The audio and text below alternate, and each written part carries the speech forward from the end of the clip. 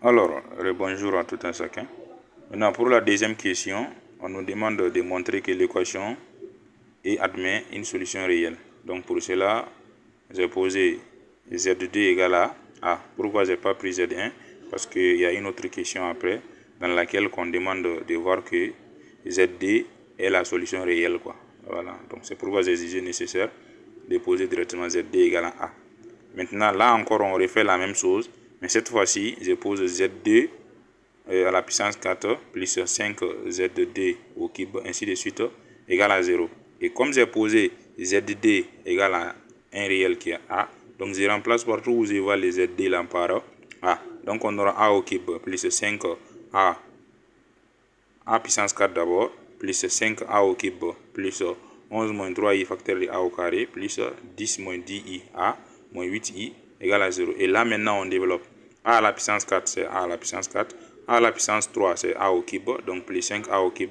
Et là maintenant je peux faire rentrer directement les A au carré. Donc on aura A au carré fois 11, ça fait 11A au carré. Et A au carré fois moins 3i, ça fait moins 3i A au carré.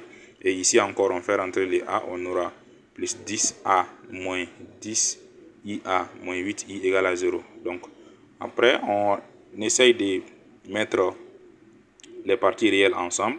Donc, on aura A à la puissance 4 plus 5A au cube plus 11A carré plus 10A. Maintenant, après, on met I en facteur. Donc, on aura plus I facteur 2. Comme ici, si on prend A, je vais dire quand on prend I, donc il va me rester moins 3A carré. Donc, on aura moins 3A carré.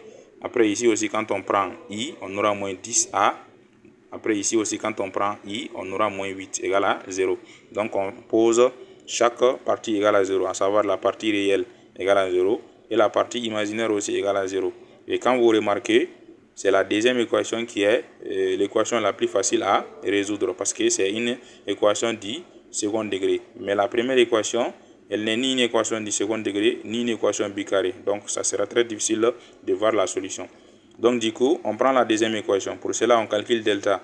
Et on va dire que le delta est égal à moins plus 10 parce qu'on a multiplié tout le monde par moins.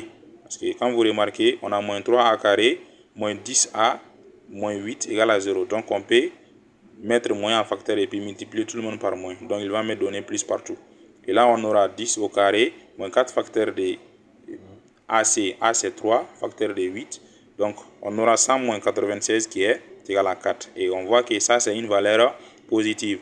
Donc, la première équation, A1 va me donner moins B racine de delta sur 2A. Donc, B, c'est 10. Donc, on aura moins 10 racine de 4